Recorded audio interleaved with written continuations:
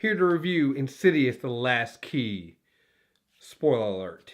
It is not the last key because they are definitely gonna keep making these films. So, stay tuned.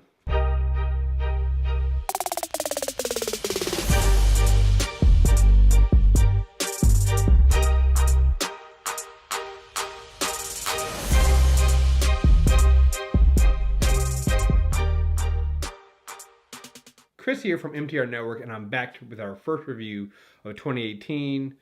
Unfortunately, it's not good. It is the fourth Insidious movie.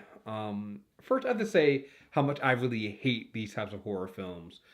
They're so lazy, and they just become the go-to for studios that want quick, cheap horror films, much like the found footage craze back after Blair Witch. They're all basically the same movies. Some psychic / medium is brought in to find out what's going on with some supernatural disturbance. Early on, they determine that the first spirit they make contact with isn't evil, but is actually trying to help them. And then there's some deeper, dark force out there that's the real evil. Oh, and bonus points if the medium / psychic has some kind of connection to the house or spirit. Right there, I've just described the last 10 Conjuring / Insidious / Sinister movies. It's just going to be too much right now. I'm really tired of this shit. They got to do fucking better. Come on, folks. This is just getting out of fucking hand. Insidious The Last Key is pretty much what I just listed right there. First off, it's also following the new trend of doing prequels to previous horror films. So, Insidious Chapter 3 is a prequel to Chapter 2.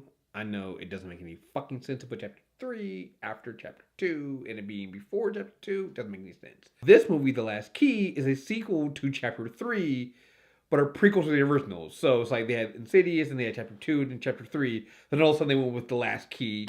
Just fucking shoot me now. They're the same bullshit they've done with The Conjuring with similar results. It's stupid, it's lazy, and I wish they would fucking stop. They just keep making, oh, we just did The Conjuring. Now we're going to do The Conjuring Origin. We're going to do Annabelle. We're going to do Annabelle Origins. We're going to do this, and this.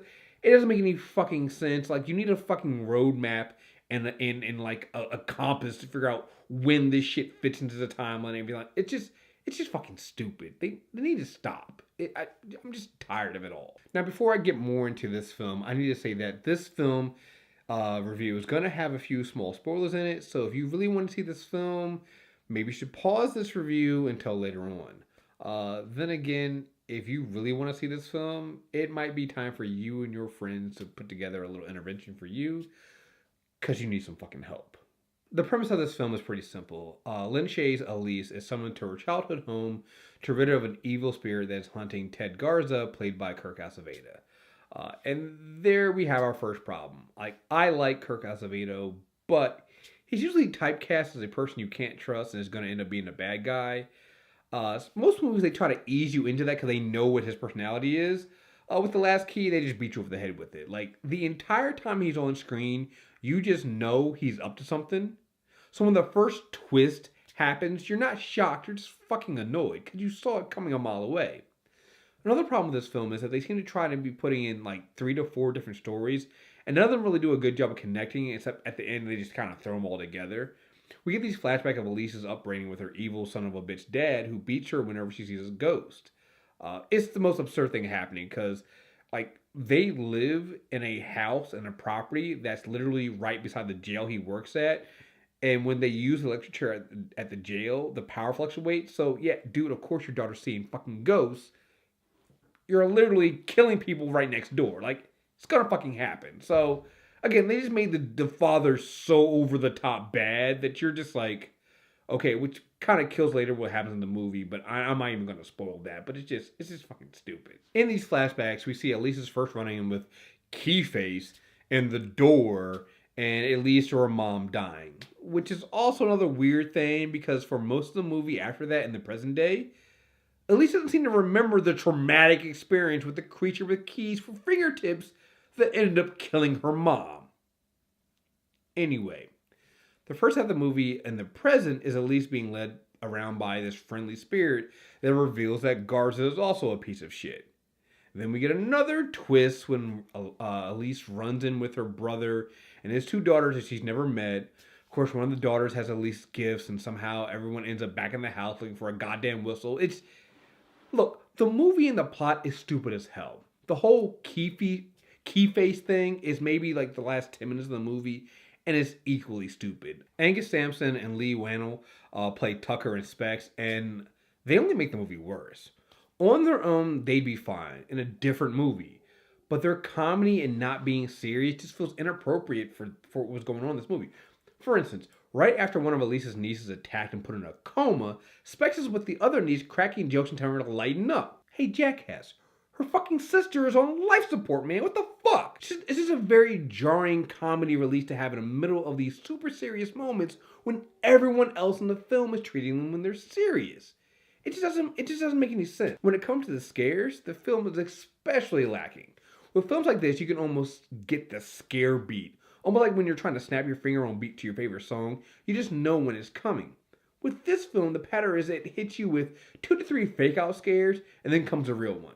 And it's so obvious at times I wanted to shout out now when I knew it was coming. This makes the film incredibly boring because there's zero suspense. I'm keeping this one simple today. I'm not even going that long on this one. This one was a 4 out of 10, and I'm being generous with that. Studios can make these horror films like this for super cheap, and they know they can make their money back. The fact that it made so much money last year as an R-rated horror film shouldn't surprise anyone. It made that money because it was good. So many horror films today just do the bare minimum to be called a film, and that's it. The Insidious franchise was never really that good to begin with, and The Last Key is keeping with the mediocre at best quality. But the previous 3 films were made for around like $16.5 million. And I can't imagine this film costing more than $10 million.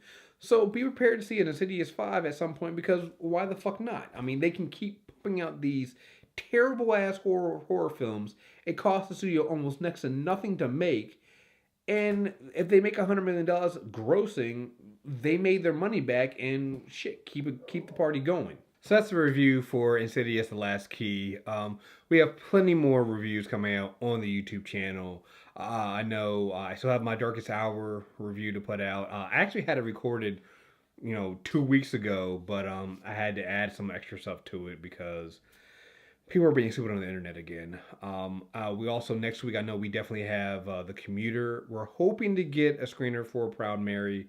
So hopefully we'll get that, and a bunch of other stuff coming out. So just stay tuned. We have plenty of stuff coming out here, and I have some other videos we're going to put out. I know we just did a video. Shannon for the MTR Network did a video on her Spider-Man Homecoming gift box unboxing. And we have a lot of other stuff that's going to be coming out on the network too. So stay tuned. Keep subscribing. Make sure you hit that notify button, and we'll be back soon. Thank you guys very much.